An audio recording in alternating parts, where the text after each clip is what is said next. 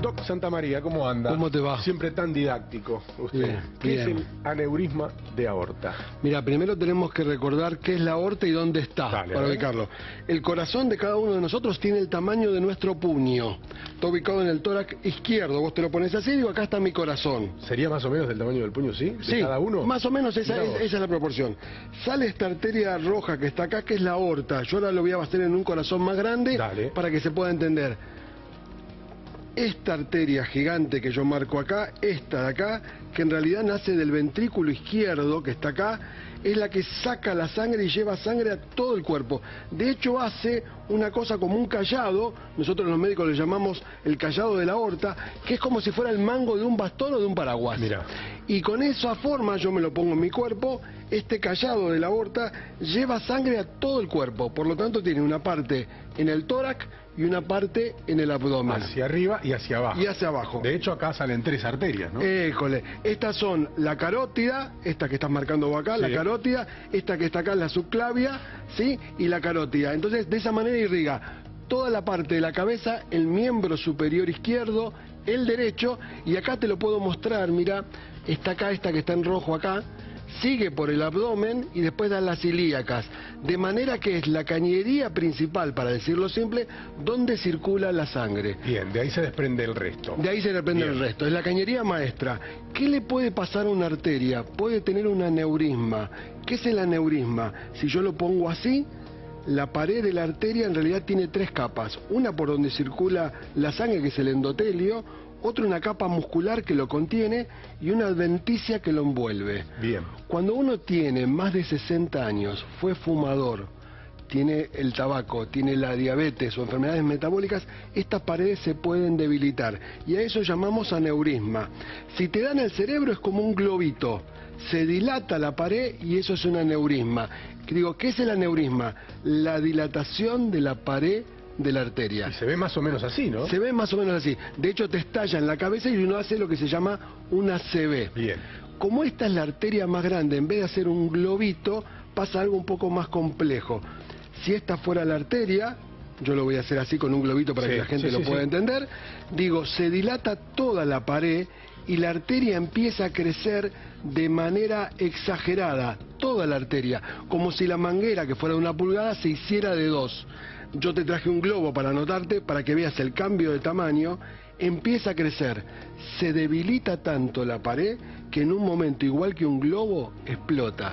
Y como es la arteria principal del cuerpo, la hemorragia es masiva y si no lo paraste antes, la muerte es muy brusca, Rápida. rápida. No te da tiempo. ¿Cómo hacemos para operarlo? Si detectado esto, la persona se sintió mal, tiene latidos abdominales o torácicos, hoy con una tomografía, una resonancia, ecografía lo detectás, ¿qué hacemos? Le ponemos a la arteria que tiene la dilatación, le pongo una malla contenedora, yo te lo hago así. Es un poco más complejo, pero... Sí, pero es un trabajo mecánico. Un más trabajo allá. Sí, sí, mecánico. Lo puedo hacer de 2 maneras. Lo puedo hacer, te abro la panza y llego hasta la arteria, lo encamiso sería, ¿sí? sí. Lo encamisás, claro, para Lo- que no se siga expandiendo, para Y- ponerle un límite. Y si no, la otra manera, en vez de abrirte, que es todo un riesgo, puedo poner un catéter por la arteria de la ingle, meto el catéter por dentro de la arteria y inflo un balón adentro. Y entonces es como esta misma malla, la metemos adentro de la arteria, ahora te lo voy a mostrar, y por un sistema lo enmayo del lado de adentro. Bien. De esa manera refuerzo la pared que estaba debilitada Para que no explote. para que no reviente el aneurisma de aorta. Y una vez que revienta el aneurisma ya no hay tiempo de nada. En la aorta, tanto sea torácica como abdominal, no, porque el sangrado es cataclísmico. O sea, como vos imagínate que el corazón bombea de 60 a 120 latidos por minuto, libera más o menos 90 mililitros de sangre en cada contracción, Lleva en mucho. pocos minutos los 5 litros de sangre se pierden en el Se tórax. expanden, claro. A él lo estaban preparando para llevarlo a quirófano y en ese proceso se rompió y lamentablemente se llama hemorragia cataclísmica. Es tan grande que no se puede contener. Sí, eso es para que se note que efectivamente es muy rápido y que es muy difícil salvar a un paciente. No, por eso hay que hacer con un ese diagnóstico problema. antes. Estando dentro del sanatorio, preparando el quirófano, se presenta el cuadro y no pudieron hacer nada, Horacio. Eso es lo importante, por eso es importante que la gente anualmente se haga un control. Esto en los estudios de tomografía, resonancia, de ecografía sale. Un médico puede auscultarte y se siente un latido diferente. Hay síntomas para detectarlo. ¿Esto va de menos a más o se te produce en 24 horas? No, siempre es paulatino. Paulatino. Paulatino. Se debería hacer tiempo que lo tenía y puede haber un factor desencadenante. Un dato importante, de cada 100 pacientes que tienen esta enfermedad específica, el 80% fallece. ¿Siempre se registra con síntomas o puede ser asintomático? A veces es asintomático y a veces el paciente no reconoce los síntomas. Este malestar, puedes tener un latido, a veces como es tan grande, la panza empieza a latir, a veces lo puedes ver, a veces da malestares como náuseas y vómitos. Por eso es importante cuando uno tiene una molestia o un malestar, dice, me late algo, no me siento bien, ir al médico. Claro. Él lo va a diagnosticar con examen físico y con estudios complementarios para no llegar tarde como fue en este caso lamentable. Qué práctico que es, el doctor Terriblemente Santamaría. práctico. Quedó muy claro. Pero recontra claro. Es decir, ¿esto va de menos a más? Esto va de menos a más siempre, porque la arteria tiene un músculo que para que se debilite nunca es brusco, siempre fue creciendo paulatinamente. Se va como estirando. Estirando, como si fuera un elástico. Y una cosa importante, si tiene menos de 5 centímetros el aneurisma, no lo tocamos quirúrgicamente. ¿Y qué haces? Nada, expectante porque no complica la vida. Cuando vos ves, lo vas siguiendo la evolución, que crece más, hablamos de la aorta, en el cerebro es diferente. Después hay una técnica que si el globito fuera así, ponerle en la arteria, sí, lo que podemos hacer con un catéter, entramos adentro y le vamos agregando adentro como unos clamps, unos brochecitos, y se colapsa, para que en vez de cortarlo y sangre, lo que hagas es que esto se coagule, y de esa manera lo cicatrizás. Como harías con una cañería que le pondrías alguna sustancia para taparlo. Se puede poner un clamp y de esa manera no morís de una hemorragia que sería una complicación en el cerebro, en el tórax o en el abdomen. ¿Ese aneurisma tiene algún tiempo de proceso de ir inflamándose o puede ser repentino? Mira, hay dos formas de tener aneurisma. Uno congénito, hay gente que tiene aneurismas, hay familias que tienen aneurismas cerebrales o aórticos y no lo saben. ¿Qué pasó? La naturaleza hizo una falla en la capa muscular. Y después, la hipertensión, la obesidad, el tabaco y las malas condiciones de salud hace que se engrose la arteria y con los años pierde la elasticidad. Una arteria cuando bombea el corazón se abre y se cierra. Cuando te vas envejeciendo, con el calcio y el colesterol se pone dura y pierde la elasticidad. Mira, te lo grafico. Cuando la sangre viaja por la arteria hace un movimiento. Tal cual. Que la acompaña un músculo. Así Con es. el paso del tiempo ese movimiento empieza a desaparecer. Porque se va endureciendo. Y en algunos casos queda rígido. Y ahí trabaja más el corazón. Y entonces trabaja más el corazón, aumenta la presión arterial y como hay que hacer fuerza y la pared está rígida, no elástica, no está como esto, no es flexible, se endurece, ahí se rompe y se forma el aneurisma. Qué bárbaro. Los controles. Por eso es importante el control anual, todos deberíamos ir, un examen físico, que el médico te revise, te ausculte, te pida estudios, análisis de sangre y los factores de riesgo, no fumar, hacer actividad física, no tomar mucho alcohol. Yo ya me hice el ecodoppler. Está muy bien. Anduvo todo bien, Me alegro porque la última vez... Lo debido, pero... La otra vez.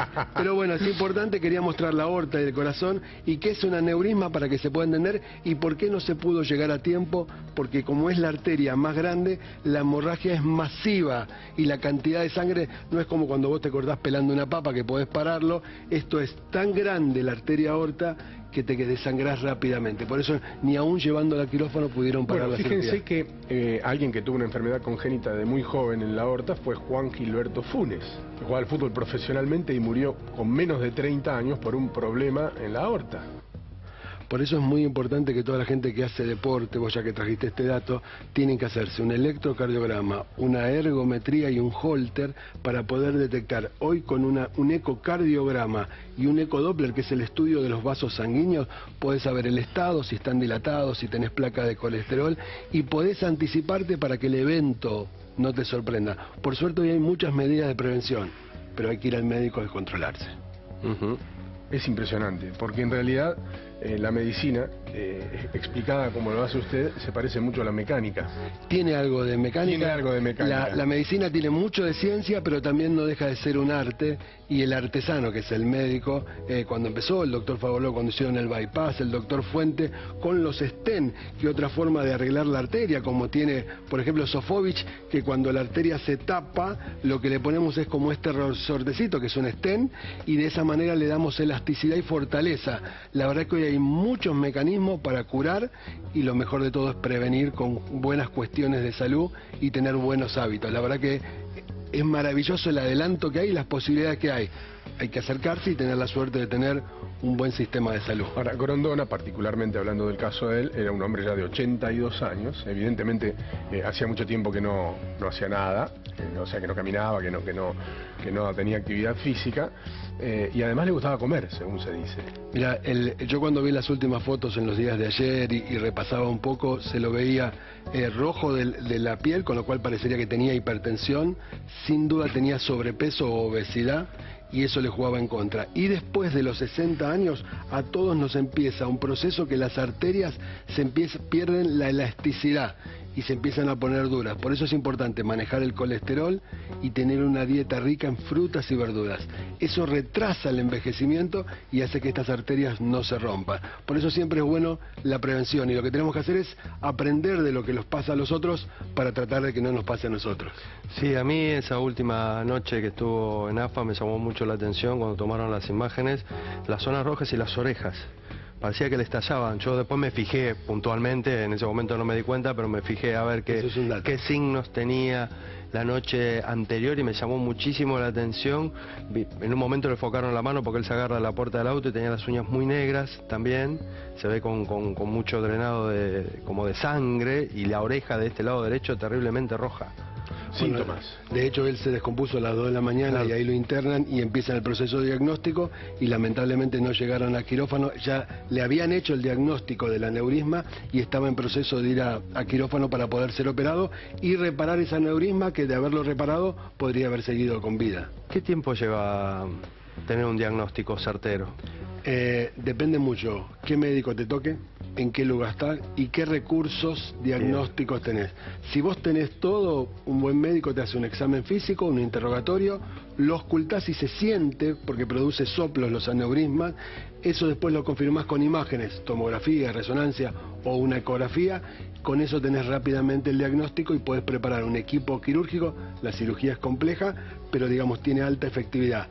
Tener 82 años es un factor de riesgo y aumenta el pronóstico. Por eso digo, de 100 personas de esa edad, de más de 60 que tienen aneurisma de aorta, solo sobrevive el 20%.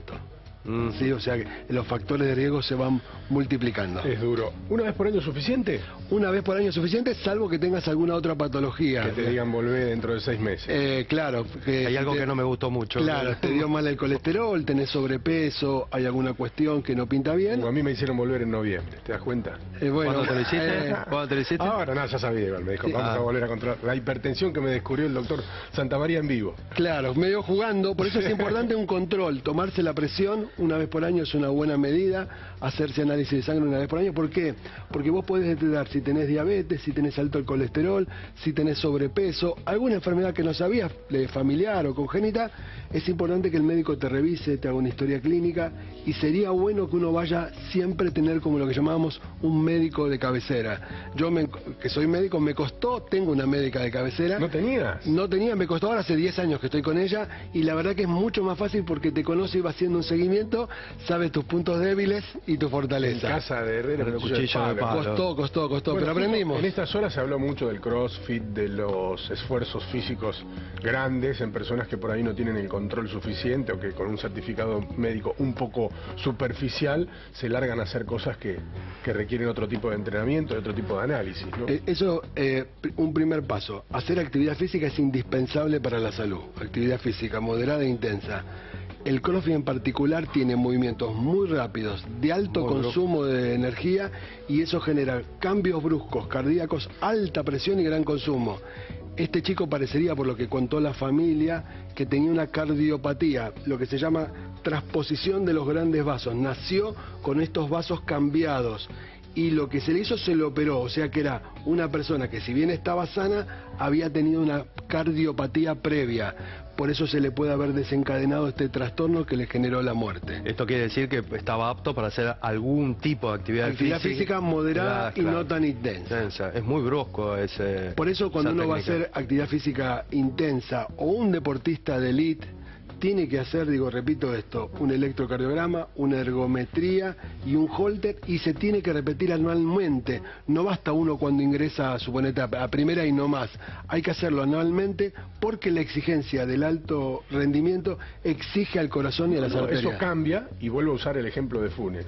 Funes había jugado en Mendoza, había jugado en Colombia, había jugado en River, había jugado en el Olympiacos de Grecia, había jugado en Vélez y estaba pasando a Boca cuando le descubren en la revisación médica para ficharlo en Boca, descubren el problema en la aorta, siendo un futbolista profesional consagrado. Y no me voy a olvidar más, nota que cubrió en Enrique Moltoni, en su momento para el ya desaparecido 9 Diario, al doctor diciendo: se recomienda que el señor Juan Gilberto Funes no practique actividades que le requieran un gran esfuerzo físico, entre ellos el fútbol profesional. Estaban sellando su suerte como futbolista y el tipo había jugado hasta hacía 3 semanas en Vélez. Es decir que si está el problema, en algún momento se desencadena, aunque estés controlado. A mí no me digas que un tipo que había jugado tanto tiempo en el primer nivel no había tenido estos controles, ¿no? Esperemos, se supone que sí que los debería tener. A veces hay cosas que se vulneran básicas, por eso es importante que los controles sean exhaustivos y no estos controles médicos de favor o de amistad sin ser todos. Digamos,